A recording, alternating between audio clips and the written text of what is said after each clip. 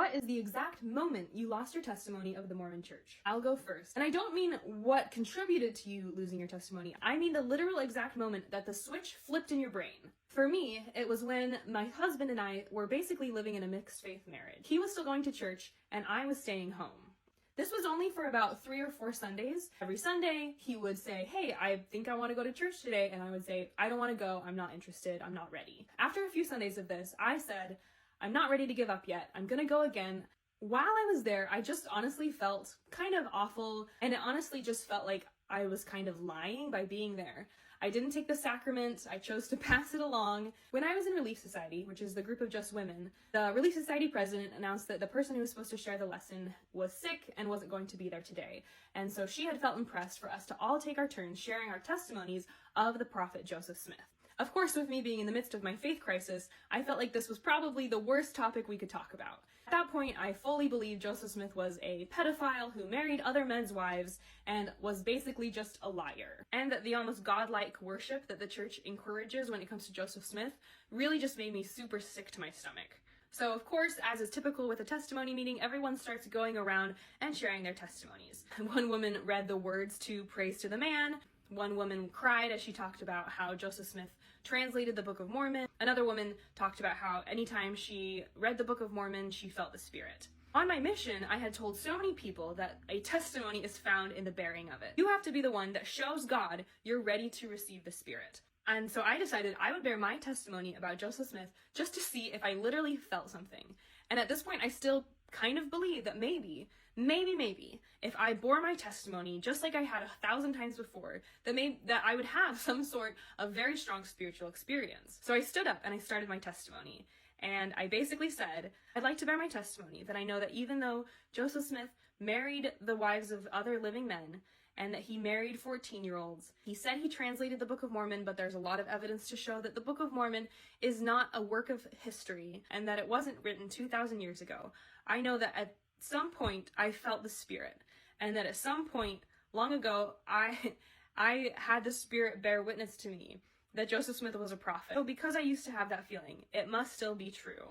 I can use that feeling that I felt to dismiss all these other points in history or points of morality that lead me to believe that Joseph Smith wasn't a prophet. Said, in the name of Jesus Christ, amen. And I paused almost with the expectation that I would feel something.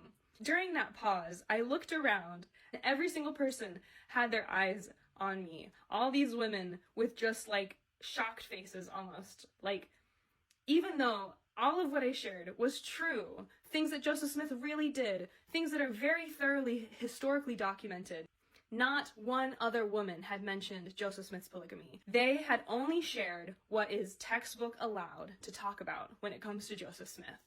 And instead of feeling some deep, beautiful, spiritual feeling that I had been hoping with a single thread, maybe I would feel something, I just felt like absolute garbage. Relief Society president had been thanking each person after they shared their testimony. And instead of thanking me, she stood up and she gave this incredibly impassioned testimony about Joseph Smith. And it had all the right things, it had all the right feelings, it had all the right words. I sat there for about 3 or 4 more minutes and just feeling like crap. And finally I stood up. I left before the hour basically was concluded. No one got up to follow me. No one chased me out and asked about my concerns. Not that I would expect them to, but I think I hoped that they would. Instead, I just left and I went and I sat in the car and waited for my husband to be done with priesthood. And that is the last time I ever attended a Mormon church as a faithful member. And that is the exact moment that I fully 100% lost my testimony and no longer believed in the church. This is my glow up from Mormon to ex-Mormon in 60 seconds. I got married in the temple at 23, and these are my very Mormon engagement photos. I was an MTC teacher at the time, and you can definitely always see my little garment line in basically everything I wore. About 1.5 years into being married, I tried coffee for the first time, and I am not wearing garments in this picture. I was so worried that the wind would make it fly open a bit and people would see that I was not wearing my garments. This was my first time wearing a tank top in public, which is so funny because it's kind of like a t-shirt with no sleeves. With this shirt combined with the coffee, this is basically like my ex-Mormon nudes. This is me getting my very first tattoo 4 years after my initial faith crisis. 5 years after my faith crisis, I was finally ready to buy a bikini. And activities like this really helped me work through the deconstruction process and think about who I wanted to be after leaving the church. I started wearing short shorts, I started wearing tank tops, and I just became more and more comfortable with my own skin and my own body. I also started wearing crop tops for the first time. 6 years after leaving the church, I got my nose ring, I got my ears pierced, and I have 3 tattoos. And this is the transformation from MTC teacher to 31-year-old ex-Mormon, and it's crazy to me that even though this picture just looks like a girl having a good night out, just how ex-Mormon this photo is. I have my nose ring, my drink, my tattoo, I'm wearing a tank top. This picture is the definition of what it meant to deconstruct the hold that Mormonism had on me. Honestly, there's something so beautiful to me looking through all these photos and seeing this transformation, this self-discovery that's taken place in my life, of finding out who I am outside of Mormonism, who I want to be, what makes me happy, and I hope that every ex-Mormon finds as much joy in this journey as I have. Why did I make a TikTok account solely dedicated to criticizing the Mormon church? As a first-year teacher in Utah, I had a student who tried to unalive himself. I got to know the student because early on in the semester, I assigned an essay as part of a test. This student wrote his argumentative essay explaining why the use of the essay is an inaccurate way to measure student intelligence. It was honestly just a really creative piece of critical thinking, and I gave him a really good grade on it, even though he didn't really answer the assignment, because honestly his essay was really brilliant. His mom wrote me an email about how this grade was really important to this kid and how it was one of the most positive things this student had in his life. I emailed her back and we ended up talking on the phone, and she shared that this student was experiencing a lot of bullying. As I've shared in other videos, this student was one that a lot of kids would make fun of for being gay. He was the student that one day when I walked in, they were all calling him an FAG. About midway through the year, he didn't show up to class, and I found out a few days later that he had been hospitalized for the attempt. And I think of what it must be still to be a gay kid in Utah. And so when I think of my choice to run a TikTok account dedicated to criticizing the church and have hundreds of comments saying it's not right to criticize religion and what did Mormons ever do to you, I have to ask the question, who does my silence benefit? And who does my silence harm? I have never met an ex-Mormon who has regretted leaving the church. I've never met an ex-Mormon who's not elated to be free from the church. And for the first few years after I left, I was pretty quiet. But honestly, I keep thinking of my student. Mormonism created a culture that caused that child to think he shouldn't exist anymore. And it does it to a lot of kids in Utah. And it's not just gay kids. I think of how many women will never pursue their dreams because they believe the only thing they should be is a mom. I think of the men who will never develop close relationships to their kids because they believe that that's the woman's responsibility and they should spend all day at work. I think of my friend who at BYU was told that her sexual assault was her fault because she was out past curfew. I think of my missionary friend who chose not to go home to his own mother's funeral because he knew his father wouldn't want him to leave his mission. I think of my Mormon female friends who feel that their self-worth is entirely tied to their fertility. I think of how my life might be different if my parents had access to the historical information that I received when I was in my 20s. That maybe if they had had that in their 20s, that they would have left the church. And that I wouldn't have ever been Mormon. If I can break the chain of Mormonism for even one family, this account is infinitely worth it to me. I will not leave Mormonism and close the door behind me. I know most Mormons just think, all I do is believe in Jesus. All I am is a follower of Christ. But I believe Mormons are legitimately blind to the reality that their faith causes real harm. That even though Mormonism works for you and makes you really happy, it doesn't mean it doesn't cause legitimate and real damage for many, many people. And so when people ask me to stop talking about the church, I just think to myself,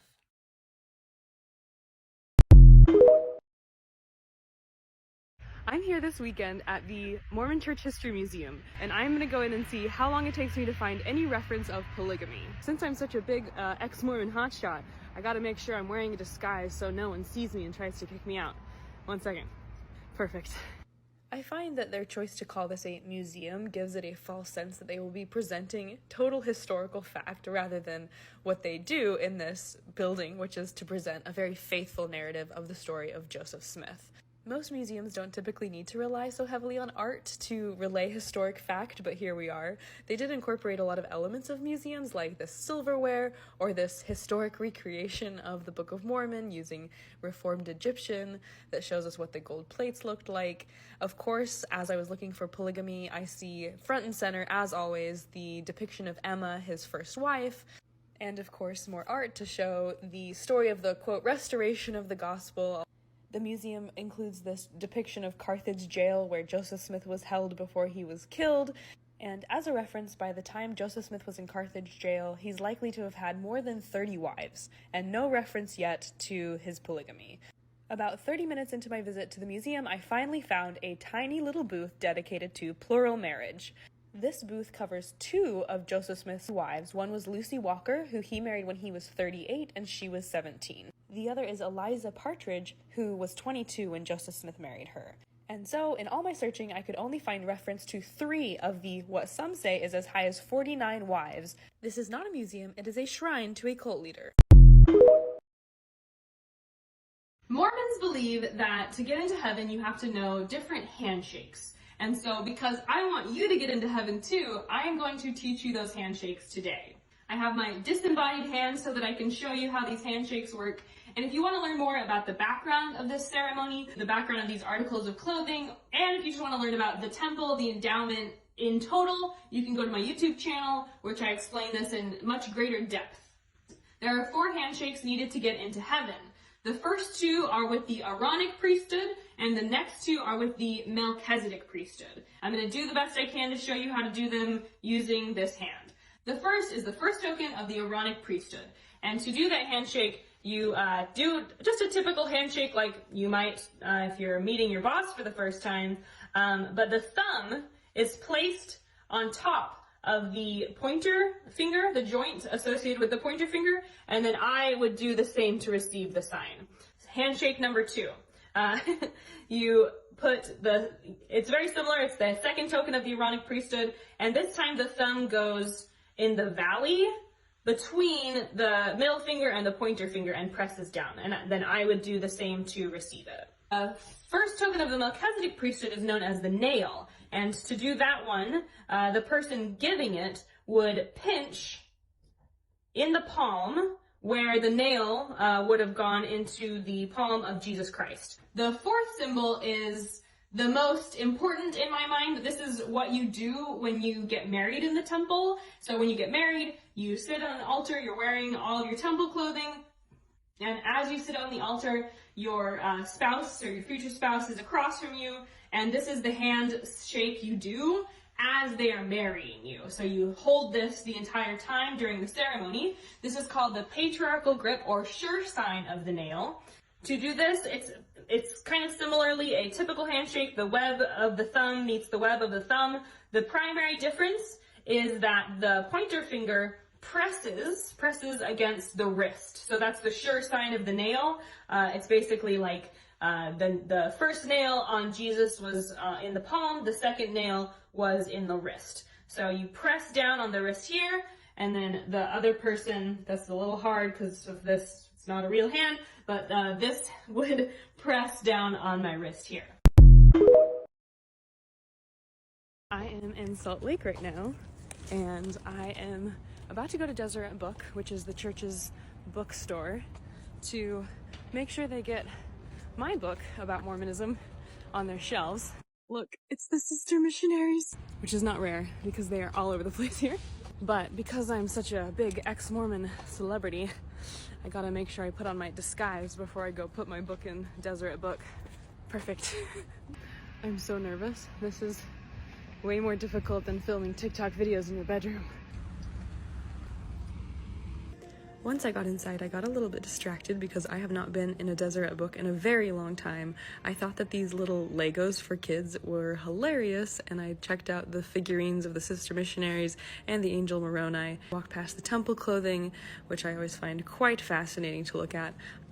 I also noticed that some of their books had been shelved in the wrong section, so I decided to do a little bit of help just by reorganizing a bit for them while I was there. And of course, since it was an obvious oversight that they haven't chosen to purchase and stock my own book yet, I decided to do the good charity of placing it myself.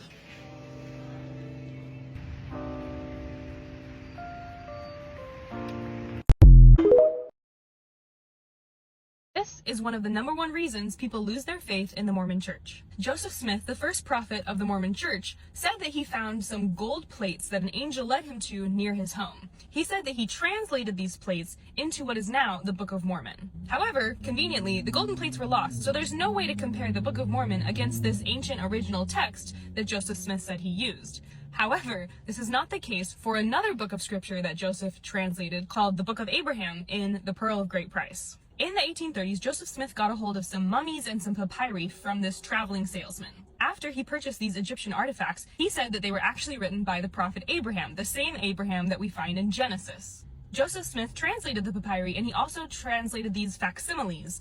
They're still in Mormon scripture today, and when I was a kid, I used to stare at them because there's not a lot of interesting things to do while you're sitting in church.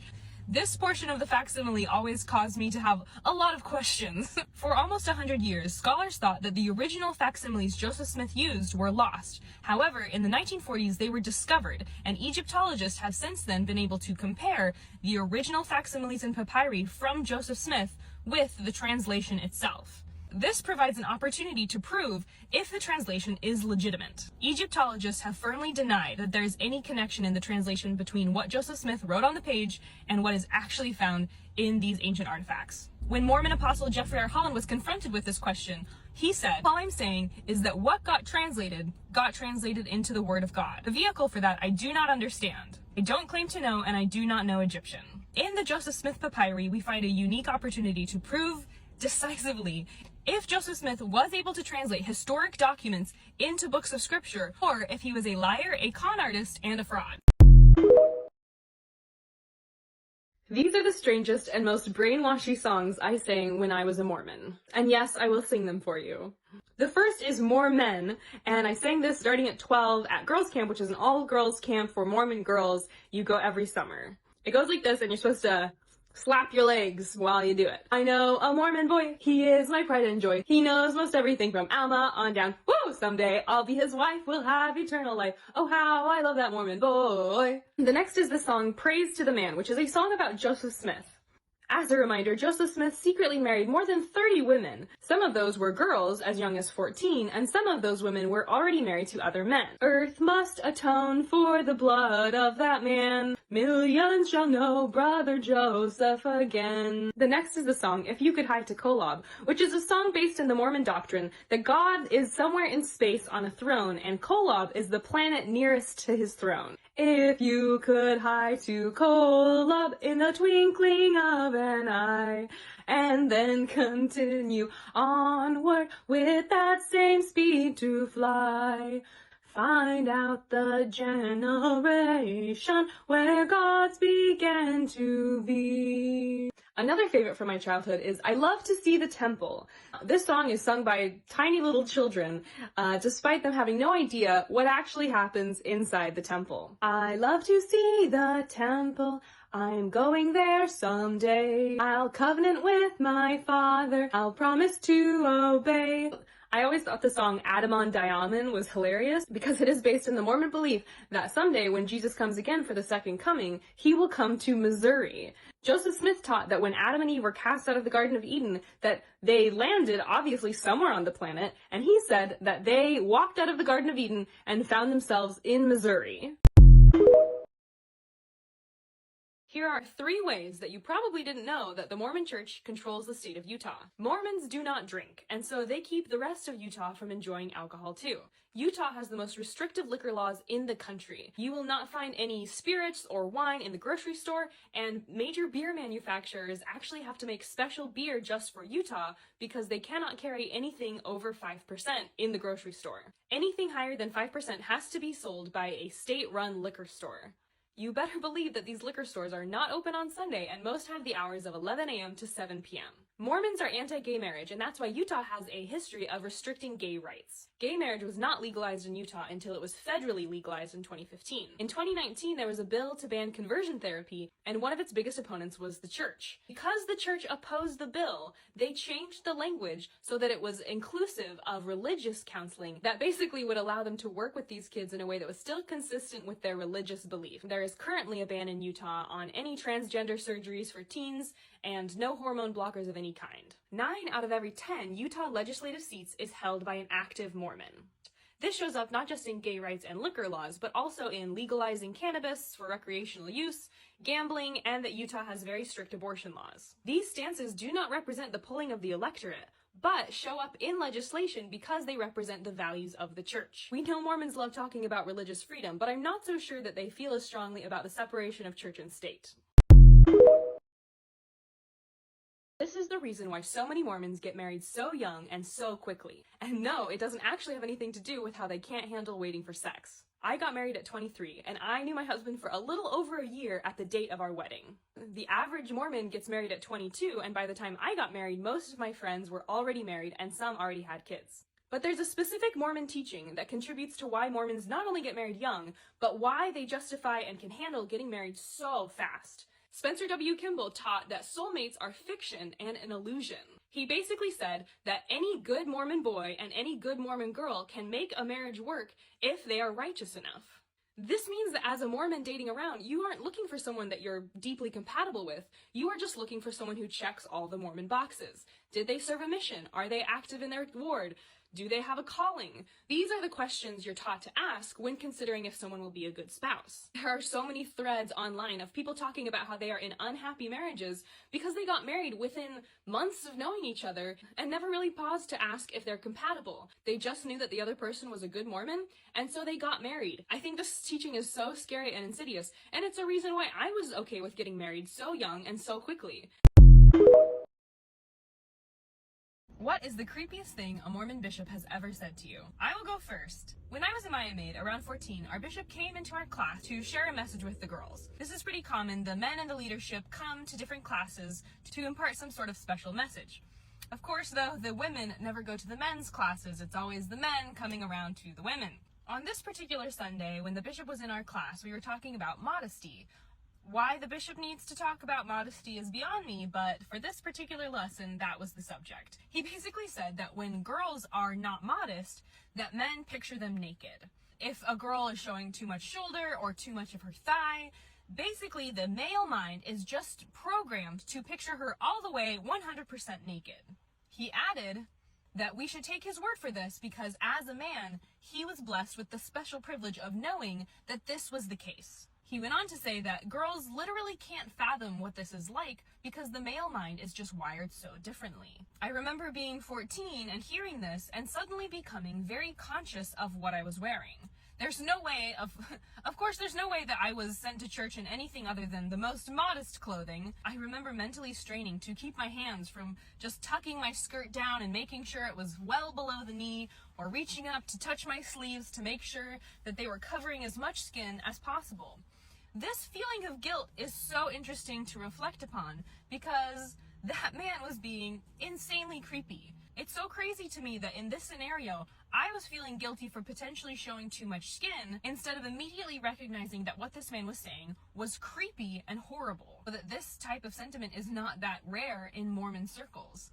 When I first got married to my husband, I remembered this story so vividly that when we would be out walking and there was a girl that walked past us with a tank top on, I would basically get mad at him because I knew that he was picturing her naked. When we were first married, I would do that awful thing where you just get really quiet because you're so mad but you don't know what to say. And finally, after building more trust within our relationship, I told him this story of the bishop and all the times that this same sentiment had been relayed to me. And he basically said, I don't picture women naked just because they're showing more skin. I love you. I want to be with you. So I am not looking at other women and checking them out and doing some mental gymnastics to try to see them naked. I assured him, though, he must be wrong. He must be lying because all men are this way. I had been so trained to believe that men are such garbage that it took me more than a year of being married to kind of get over this narrative that every man pictures basically every woman naked all the time. It took such a long time of building trust in our relationship for me to overcome what Mormonism taught me about who men are. This idea that men and women have free agency except for when a girl is wearing a tank top. Then men do not have free agency. They are just animals, apparently. This to me is such a horrible and dangerous lie perpetuated by the church that damages so many human relationships, because it makes it so that instead of your partner saying to you, like, I love you, this is how I am, you're trained to believe, no, that's not how you are, because all men are this way. This is why Mormons seem so wealthy. The richest Mormons are also the loudest Mormons. There's also an influencer skew. Mormonism pumps out influencers because Mormons optimize for the most traditional families imaginable. An unspoken rule in the church seems to be that having wealth means that you get a better or more righteous calling. All my bishops growing up always had a pool, the barbecue pit, the boat. They had all the trappings of American wealth. For example, one of my bishops at BYU actually founded the company Ogio. In my opinion, Mormon men typically see that the bishops and the stake presidents are wealthy, and so they know that if they also want to level up within the church, they need to pursue a career that will bring them wealth as well. Mormon men also optimize for big families, 4 kids, 5 kids, 10 kids, whatever. They're also told that their primary purpose is to provide for the family. This focus on gender roles also means that the woman is literally in charge of basically everything at the house. This means that the husband can solely focus on optimizing for money and wealth. Many often optimize for stability as well. This is why there are so many Mormon dentists. Mormons also love hustle culture. Utah is actually the beehive state because Mormons are known for being so industrious. Hustling and making money and becoming more affluent is a huge status symbol. I think this is also a reason why so many people are willing to pay tithing. They can see that the people at the top have a lot of money, and so they can use that to basically assume that if they pay tithing, they will be blessed with wealth and fortune as well. This is why there are so many Mormon authors and why Mormons typically write either fantasy books or romance novels. Romance novels created by Mormon women like Shannon Hale or Stephanie Meyer are very particular. Mormons do not have sex until they are married. Also, Mormon men serve 2-year missions in which typically 18-year-old girls wait for those boys and write letters to them, creating this almost Civil War style romance that is based almost entirely in the two people's head. Mormons are very primed for this very long-term, incredibly slow burn type of romance that so many women love. Mormon also has a very complicated lore and backstory.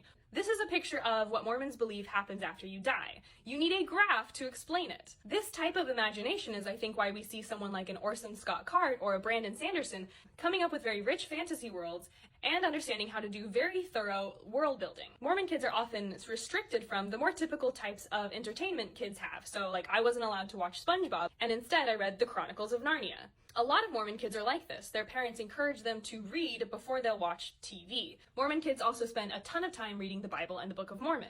The language of the Bible and the Book of Mormon is kind of Old Englishy, which I think contributes to this vocabulary that is outside of a typical child's vocabulary. One virtue that is heavily encouraged in Mormonism is journaling.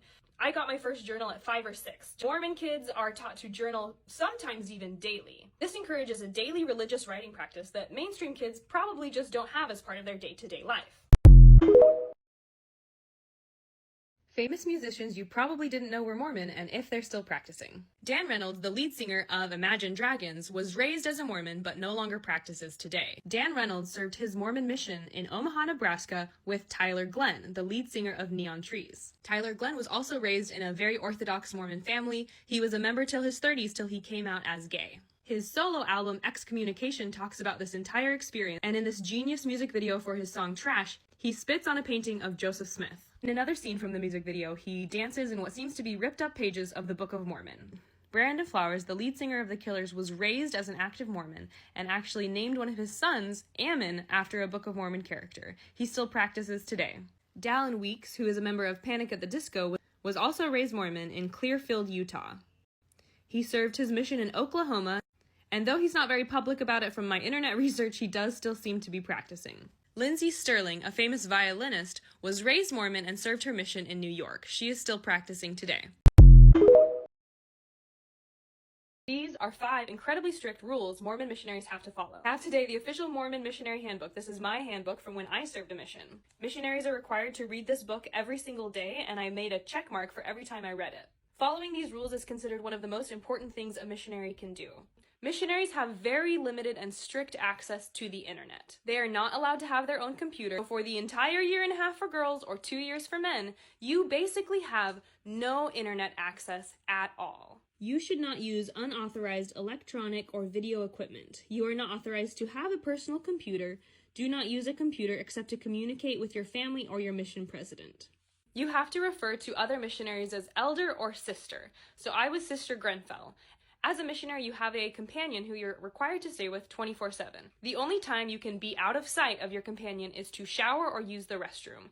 Otherwise, you're required to stay within sight of that other person the entire time you're assigned to them. You are not allowed to call this person by their first name, though. You have to refer to them only by their missionary name. Also, express respect for others by the way you refer to them. Refer to other missionaries, including your companion, as elder or sister, and their surnames, not by their first names, nicknames, or surnames alone. As a Mormon missionary, for the entire year and a half for girls or 2 years for boys, you are not allowed to read any material not expressly approved by the church. This isn't even everything that is written by the church. It's just what's approved for missionaries. So if you're someone who likes to read books, hopefully this makes it to book talk, you would not be permitted to read anything during your entire Mormon mission. Read only books, magazine, and other materials authorized by the church. Mormon missionaries are not allowed to share negative experiences with their family back home. This often leads to missionaries who are in very bad situations not telling their family back at home. For example, I had a friend who served in Russia who still struggles with health complications from the lead poisoning she had as a missionary.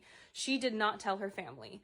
Write to your family each week on preparation day. Limit correspondence with others. Share your spiritual experiences. Never include anything confidential, sensitive, or negative about the areas where you serve. Celebrities you probably didn't know were Mormon, and if they're still practicing. Ryan Gosling, aka Ken, was raised in an incredibly strict Mormon household, but no longer practices as an adult. The beautiful Amy Adams was raised as a Mormon and was one of 7 children. She left at age 11 and no longer practices. Christina Aguilera's parents met at BYU and were married in the temple, but she has personally never identified herself as Mormon. Gladys Knight joined the Mormon Church in 1997 after her 2 children joined. She's still a believing member today. Jeanette McCurdy was raised Mormon, and she writes about this experience in her most recent book, I'm Glad My Mom Died. As she became more famous, her family became less and less Mormon. She no longer practices today. Donnie and Marie Osmond were raised in a large Mormon household of 9 kids. They are huge proponents of the Mormon Church and are still practicing today. After his rise to fame in 2008, David Archuleta became a huge poster child for the church. He came out as gay in 2021 and in 2022 announced he was having a faith struggle. He no longer practices Mormonism and has a TikTok channel where he shares a lot about his experience of leaving the church. Mitt Romney is a 5th-generation member of the Mormon Church and still practices today. However, he's been slightly vocal against Donald Trump, which means Mormons are conflicted about whether or not he truly represents them. Katherine Heigl was raised in a Mormon family. Her parents converted from Catholicism after their son passed away. She no longer practices. This is what Mormons believe happens when you die. I legitimately don't know why the Mormon afterlife has to be so complex and confusing. I chose an easier graph to work with today, but this is the type of complexity Mormons like to geek out about. To understand what happens after you die, you actually have to understand what Mormons believe about what happened before you were born. In the Mormon belief, life begins in something called the premortal existence. Essentially, that's where your soul was before you came to Earth. So the soul in Mormon belief is eternal, and your soul was chilling with God before you were born. And then when you're born, you're sent to Earth. You pass through something called the veil of forgetfulness, because obviously we can't remember how we all lived with God in the premortal life before we were sent to Earth. On Earth, we're supposed to prove our worthiness to God by making good choices like not drinking coffee and never showing off our shoulders. When you die, your body and your spirit are separated, and your spirit goes boop to the spirit world, and your body goes boop in the ground. The spirit world is not heaven, though, not yet. It's kind of like a waiting room where your spirit goes while we wait for the resurrection of Jesus Christ. The spirit world has 2 separate parts. There's paradise and spirit prison. Your spirit goes to paradise if you made good choices, if you were Christ-like, and your spirit goes to spirit prison if you said words like fuck or if you chose to masturbate. Spirit prison is a real bummer, apparently, and it's not a fun place to be. When you die, your spirit is actually reunited with your body in the resurrection right here. And you get like the best version of your body, apparently. So you get like, if you ever broke your bone, it's healed. You have like mental illness, apparently it goes away. Your body is perfect in the resurrection. Now comes the final judgment, where you finally get to figure out where you're going to go in Mormon heaven. God judges you basically for everything you ever did, and your desires and your thoughts and your actions, and you get assigned a level of heaven. You can go to something called outer darkness, which is basically the Mormon version of hell, except to go to outer darkness, you basically have to deny Jesus after knowing him perfectly, and like very few people know Jesus perfectly, so I always consider that to be like a non-option for most people. So don't worry, you're probably not going to outer darkness.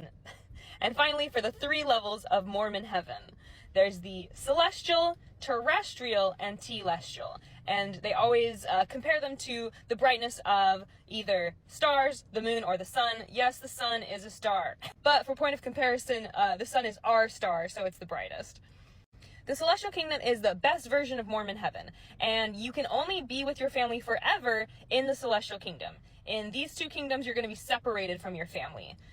There's actually even 3 levels of the celestial kingdom, so it's like little meta levels within the levels. And to go to the highest level of the celestial kingdom, you have to have your Mormon endowment, you have to have made all the temple covenants, and you have to be married. The terrestrial kingdom is just the mid-kingdom, like, you tried, you showed up, you did a few good things, but you were a little lazy, so you're going to the middle kingdom. The telestial kingdom, however, is for the true sinners. And honestly, probably like where I'm gonna go, or where my family would consider me going, because I had my endowment and then I removed my records from the church's rosters. So kind of those who have the most knowledge, if they turn away from it, they go to the telestial kingdom. So if you're like a non-denominational Christian, but you never wanted to receive the full Mormon teachings, you'd go to probably the terrestrial kingdom. Really, only the Mormons get to go to the celestial kingdom. So I do apologize for damning you a little bit by teaching you this plan, so now you're accountable for following through with it, and Mormon God's going to be very upset if you don't commit all of this to memory and follow the Mormon board game of life and death. Movies I was not allowed to watch in my ultra-religious household growing up. I was not allowed to watch this Disney classic till I was an adult, and the rationale given was because Esmeralda is a woman of the night, and she dances for money. I was, however, allowed to watch this movie, which is a Disney movie about a Mormon missionary, starring Anne Hathaway. Psh. I distinctly remember putting this movie on and then it getting turned off because there's scenes of gambling. I think 6-year-old me was going to be tempted by this movie to become a gambling addict. I remember there being some sort of a conversation about how Dogs Going to Heaven was indoctrinal. I did spend a lot of time watching and rewatching Seven Brides for Seven Brothers, or really any musical that was produced before the 70s. Bonus points if there were strong morals about how girls should go find a good husband. Not a movie, but a TV show. I have a very specific memory of this scene playing in the first few episodes, and there being a remark made that we cannot watch something that happens in a bikini bottom. I was, however, allowed to watch The Prince of Egypt, and we could actually watch this on Sundays because it was considered a religious movie. I think I've probably seen this movie over 500 times. The soundtrack still holds up today. I was not allowed to watch Space Jam, but I can't quite remember the rationale behind it. It might have had something to do with the bunny being too pretty, but I can't remember. A movie I was allowed to watch, The Swan Princess, a movie about a girl dreaming only of marriage and being with her true love. I will say though, at least she wants him to love her for her personality. I got to watch WALL-E in the movie theater and I really liked it, but was not able to watch it again because it's about global warming. We always had time for The Secret Garden, and to this day, if I see a dense hedge, I still think there's probably something behind it. Did you know Mormon missionaries are not permitted to listen to non-religious music? It's also the same reason why Mormon missionaries love shopping, because the grocery store is one of the few places you can listen to music that's not considered disobedient. In my mission, it was heavily recognized as being the most righteous if you only listen to hymns. Some missionaries would listen to something like EFY music, or non-Mormon bands who produced religious music. In case you don't believe me, I have my old mission handbook with me today. I finally found it. Mormon missionaries are required to read a few pages of the missionary handbook every single day, so I put a check mark on my mission for every time I read this handbook. I got through it quite a few times. Let's read the section about rules regarding music. Listen only to music that is consistent with the sacred spirit of your calling. Music should invite the Spirit, help you focus on the work, and direct your thoughts and feelings to the Savior. Do not listen to music that pulls your thoughts away from your work, merely entertains, has romantic lyrics or overtones, or dulls your spiritual sensitivity by its tempo, beat, loudness, lyrics, or intensity. This may seem like a very arbitrary rule that you would think wouldn't matter that much, but imagine going for a year and a half without listening to any non-religious music. Think of how many times a day you put on music. Getting ready in the morning, driving in the car, to enjoy while you eat dinner. Music is actually probably constantly around you. And as a missionary, it was surprising to me how starved I was for music, for just the humanity that is music. One day, midway through my mission, when I was doing some service in a retirement home, we were serving dinner to some of the people who lived there, and there was a man also doing service playing the piano. He was just kind of playing, I wasn't really paying attention, and suddenly he started playing Claire de Lune. It was almost like that music pulled me out of this Mormon missionary haze, and I stopped what I was doing, and it literally made me cry. And if you don't know what that song is, you should go listen to it, because you won't be surprised by why a song like that could make you cry. I knew that that might be the only time I would get to listen to a non-religious song for a very long time. You're also not permitted to watch any TV. No TV at all. No shows, no movies. You can only watch the same thing, stuff approved by the Mormon Church. So the church had this series of videos called Mormon Messages, and one Mormon message was by Brandon Flowers, the lead singer of the Killers, because he is a Mormon. And in the Mormon Message, there's a good maybe minute of the Mormon Message that is just the song Crossfire, which is a really beautiful song. And so when I would write emails on my mission, I would go and put on that Mormon Message and go to the portion that is the song, and I would listen to that song over and over and over again while I was writing my emails, because I so craved music, real music, not some hymn, but music. A friend of mine actually asked me to send a burned DVD of Taylor Swift because he wanted to listen to Taylor Swift. And I remember on his mission him writing, "I think I should be allowed to listen to Taylor Swift because she has the voice of an angel." I think it just shows how religion strips away your identity, especially on something like a mission where you have to wear that name tag, you have a really specific dress code. People don't even know your first name because you just go by Sister Grenfell. You have no identity, and not just in how you dress, but in what even can enter into your ears and your eyes. You cannot listen to the music that you love since childhood. Like I said, it might seem like a small thing, but the way that that strips your humanity and your individuality and even your ability to cope with what's happening in your life away from you really cannot be explained. And if you're thinking to yourself, that doesn't sound like a big deal, I challenge you to only listen to the same set of religious music for a year and a half. Come back to this video and comment and let me know if it was easy as it sounds.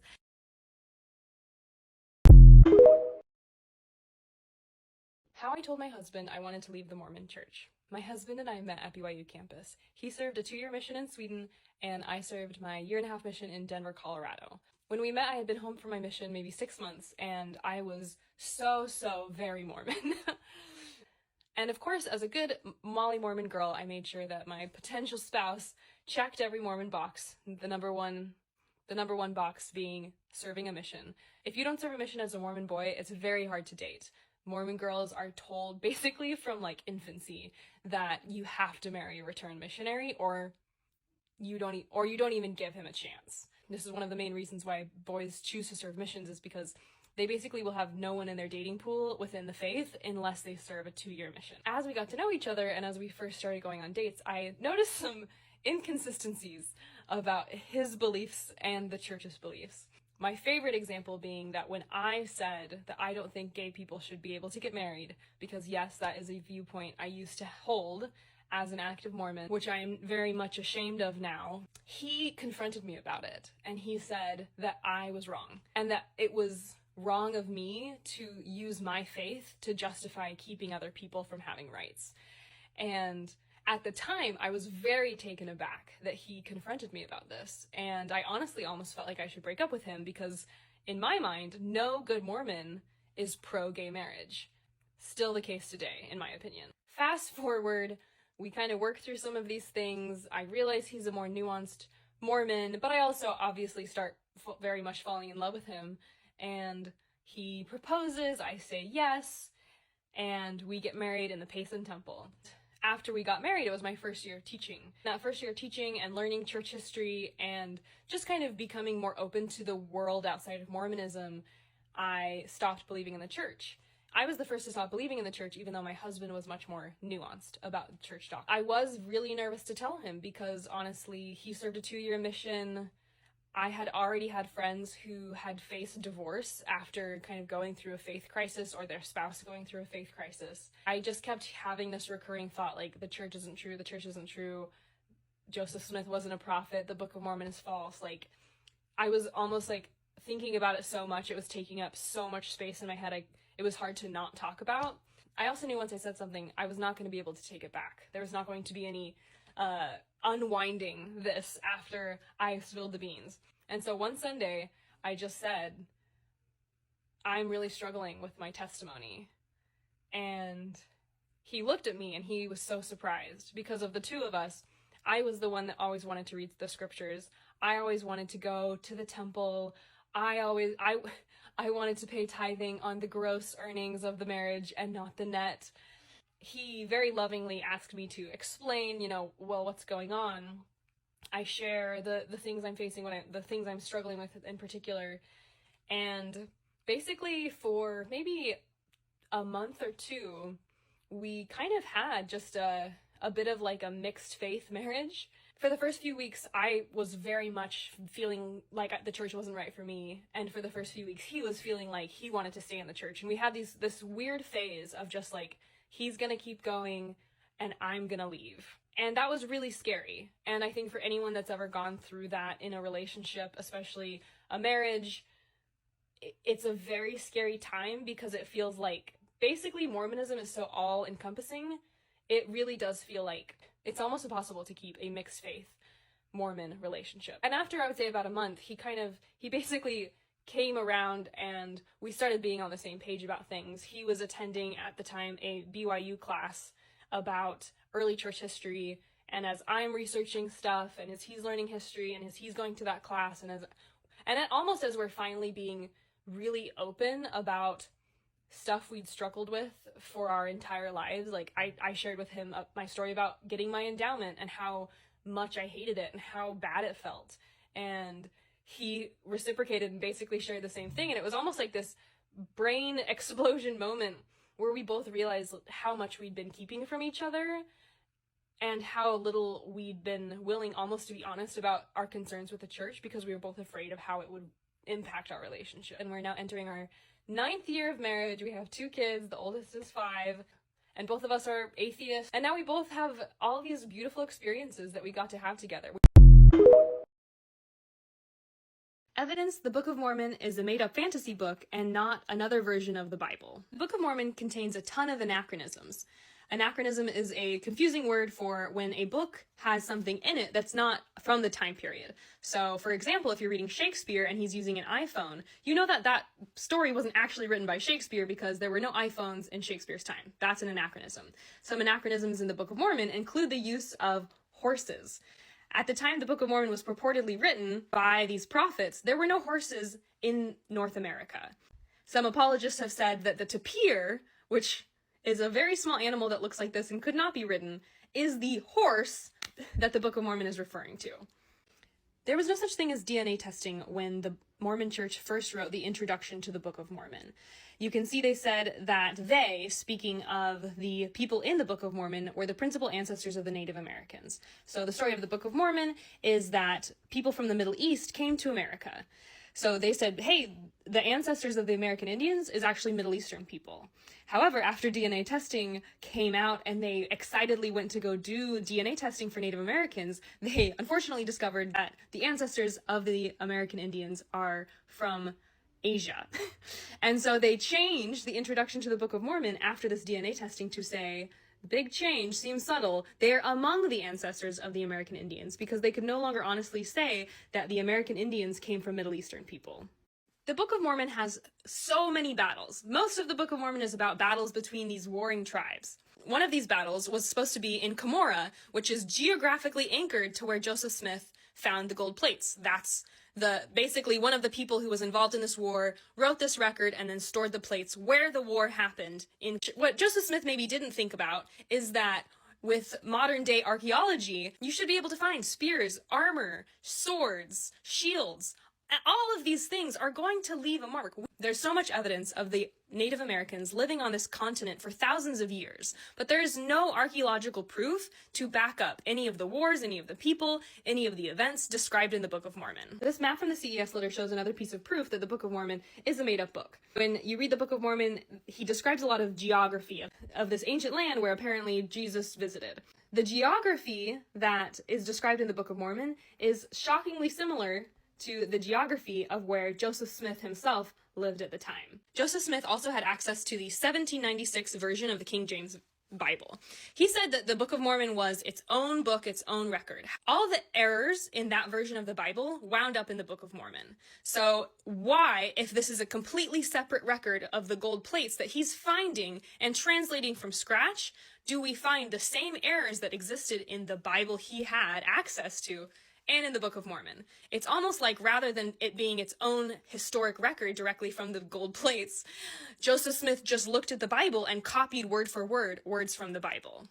Also, when you compare the original writings of Joseph Smith against the modern Book of Mormon that the missionaries would give you, there are apparently 100,000 changes. So for the most correct book on earth, the Mormon Church has certainly made a lot of changes. And for the people who keep saying, why are you so obsessed with the Mormon Church? I offer this. If we have the truth, it cannot be harmed by investigation. If we have not the truth, it ought to be harmed. There is no evidence that the Book of Mormon is a legitimate historic record, and I believe that it ought to be harmed and dismantled and destroyed. Today is my 31st birthday, and I'm celebrating by sharing 31 reasons I'm glad I left the Mormon Church. I don't have to listen to men because they are priesthood holders. I no longer feel shame when I wear tank tops. I love wine. I don't have to imagine being a polygamous wife in heaven. I can enjoy the present instead of worrying about eternal life. I don't have to talk about Jesus on my social media accounts. I get to enjoy Sunday as my second Saturday. I love green tea. I can unapologetically support my queer friends. I don't have to conform to gender roles. I love margaritas. I never have to clean the church building ever again.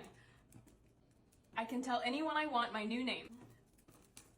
My children will never have to serve missions. I can throw away my patriarchal blessing. I don't have to pay tithing to a $100 billion corporation. I love my nose ring.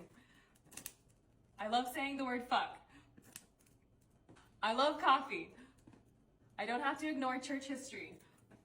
I never have to be in a prayer circle ever again. I get to wear whatever underwear I want. I can make choices for myself instead of asking God first. I love R-rated movies. I can wear a bikini if I want. I never have to read "and it came to pass" ever again. Last one, I don't have to belong to a church founded by a pedophile.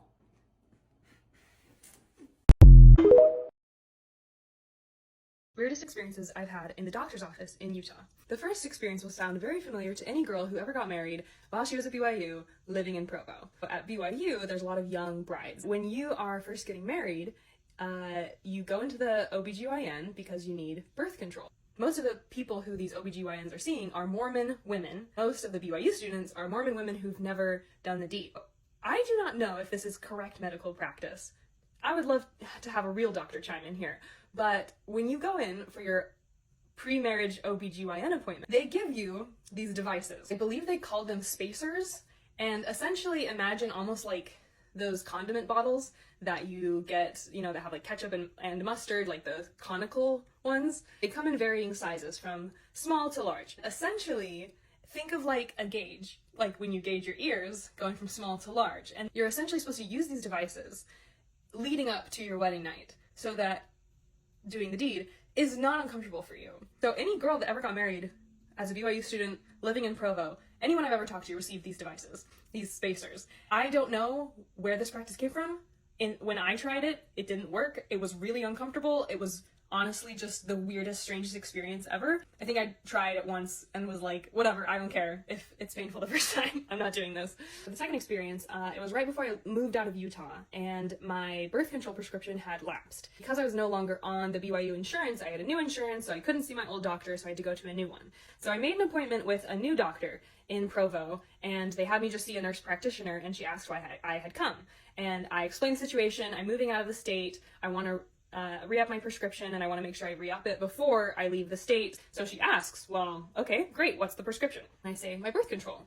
She like squints her eyes and gives me this look, and I'm confused, like, what's the problem? She asks, are you married? And I said, yes, I was. And she looks less confused but still judgmental and says again, and you want birth control? I say, yes, I want birth control, and misunderstanding that she is obviously judging me for using birth control as a married woman when I'm young and fertile. She goes in the hallway, and she's standing right outside the door. She probably knew I could hear her, and I just hear her whisper to some other nurse, someone else out there, she's just here for birth control, in the most judgmental, vicious voice.